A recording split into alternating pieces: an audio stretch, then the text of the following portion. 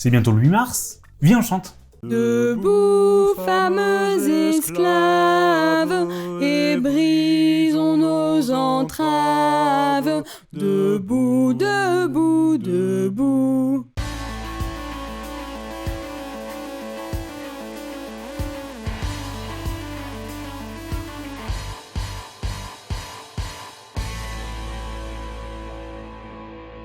Bienvenue dans ce nouvel épisode d'Hémiplégique, la chaîne qui essaie de comprendre ce qu'est la gauche. Demain, c'est la journée internationale de lutte pour les droits des femmes, l'occasion de publier le deuxième épisode de La gauche en chanson. Aujourd'hui, je vais donc vous parler de l'hymne du MLF, également appelé l'hymne des femmes, tout simplement.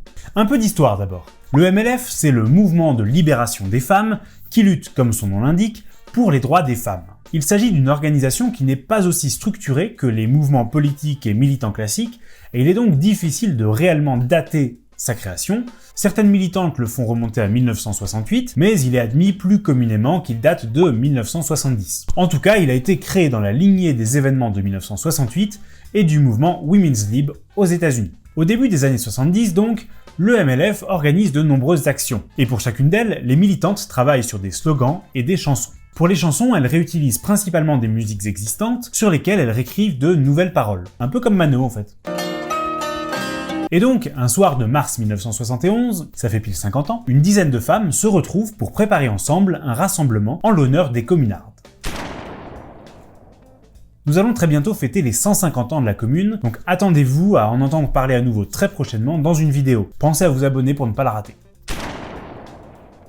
On imagine donc ces militantes assises par terre, parlant tout en même temps, fredonnant des chansons connues, prenant des notes, et quand un air est repris par plusieurs d'entre elles, elles commencent à improviser des paroles dessus. Ce soir-là, José Contreras fredonne l'air du Chant des Marais qu'elle a appris en colonie de vacances. À quoi ça tient? Plusieurs autres militantes se joignent à elle, la mélodie est trouvée. Ce qui est intéressant, c'est que lorsque ce chant est entonné pour la première fois, le 28 mars 1971 au square d'Issy-les-Moulineaux, il ne s'agit que d'une chanson improvisée de plus, et aucune des militantes présentes à sa création n'imagine un seul instant qu'il deviendra l'hymne du MLF. D'ailleurs, la chanson n'a même pas de titre, José Contreras, par exemple, l'appelle « Nous qui sommes sans passer les femmes ». Ses paroles et sa mélodie sont publiées l'année suivante dans le Torchon Brûle, le journal officiel du mouvement, et à partir de là, le chant sera entonné chaque année le 8 mars, et plus largement à différentes occasions.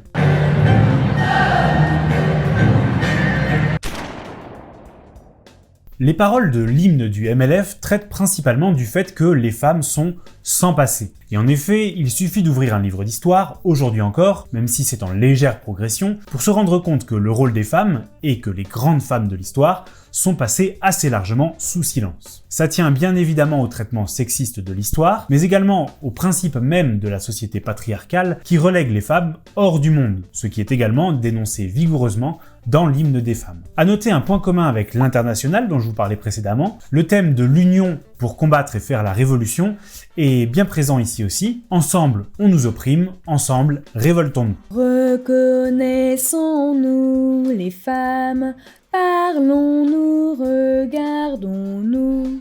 Ensemble on nous opprime les femmes, ensemble révoltons-nous.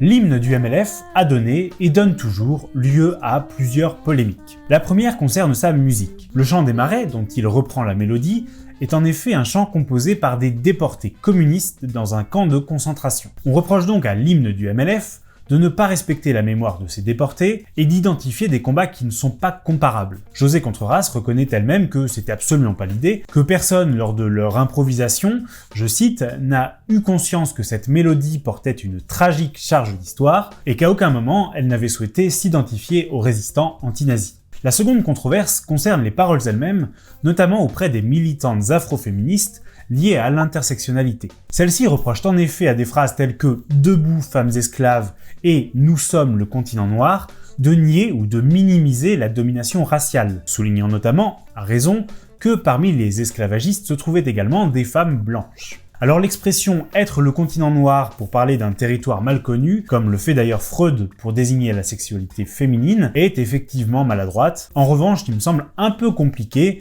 de reprocher l'utilisation du terme « esclave » dans ce contexte, ce mot ayant en effet un sens figuré très largement connu et acceptée par ailleurs, mais vous me direz ce que vous en pensez en commentaire. Debout, fameux esclaves, et brisons nos entraves. Debout, debout, debout.